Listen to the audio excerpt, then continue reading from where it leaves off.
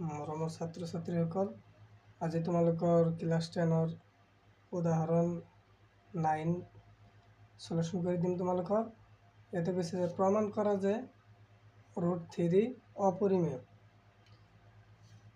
তোমালোকৰ কুৱেশ্যনটো বহুত ইম্পৰ্টেণ্ট হয়, মাজে সময়ে পৰীক্ষাত আহিয়ে থাকে, গতিকে তোমালোকে ভালকৈ বুজিবলৈ যত্ন কৰিবা। সমাধান: লেট বিৰুদ্ধভাৱে √3 পৰিমেয়। আমি কি কৰিছোঁ, ধৰি লৈছোঁ যে √3 পৰিমেয়। এ থেকে √3 = p/q, য'ত q not is equal to 0 আৰু pq পৰস্পৰ সহমৌলিক। এতিয়া আমি কি কৰিম, দুই পিনে বৰ্গ কৰিম। কি কৰিছোঁ, দুই পিনে বৰ্গ কৰিছে। √3 whole square = p/q whole square. কি কৰিছে, বৰ্গ কৰি। তোমালোকে এইটো লিখি নিদিলেও হৈ যাব, তোমালোকৰ বুজাৰ কাৰণে এইটো দিছোঁ।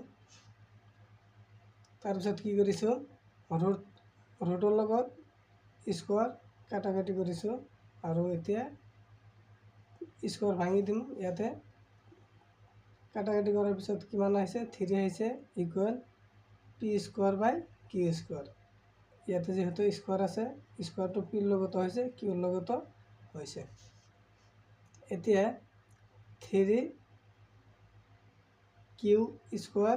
ইয়াতে কিমান থাকি গ'ল, p² থাকিল।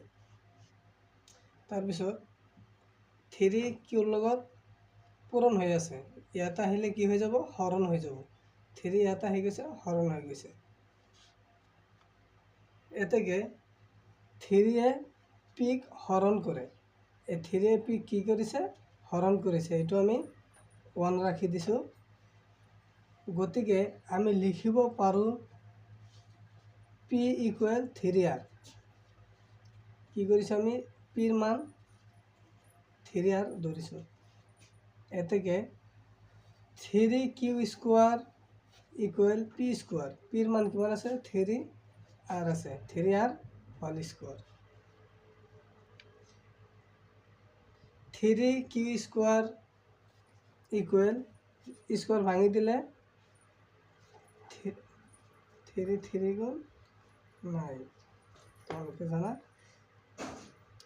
3 3 গুণ 9r²।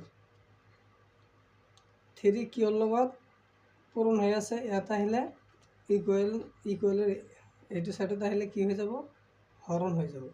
3 9-এৰ ভিতৰত কিমান বাৰ যা, 3 বাৰ যা। ইয়াতে থাকি গ'ল q² = 3r²। তাৰপিছত কি কৰিছোঁ, ইয়াতে 3r² আছে, 3 r লগত পূৰণ হৈ আছে, ইয়াত আহিলে হৰণ হৈ যাব। r² = 3q²/3। 3-এ কি কৰিছে, কিউক হৰণ কৰিছে, 3 কিউক হৰণ কৰে। এইটো মান আমি এইটো কিমান ৰাখি দিছোঁ, 2 ৰাখি দিছোঁ। এতেকে 1 আৰু 2-ৰ পৰা দেখা যায় যে p আৰু qৰ অন্ততঃ এটা উৎপাদক 3 আছে, যেটো অসম্ভৱ। এতেকে √3 অপৰিমেয়। কি হৈ গ'ল, প্ৰুফ হৈ গ'ল √3 অপৰিমেয়। নিশ্চয় তোমালোকে বুজিছা, আৰু যদি চেনেলত নতুন আহিছা তেনেহ'লে চেনেলটো ছাবস্ক্ৰাইব কৰি দিবা, লগত থাকিবা, আৰু বহুত ইম্পৰ্টেণ্ট কুৱেশ্যন এনচাৰ তোমালোকে পাই যাবা।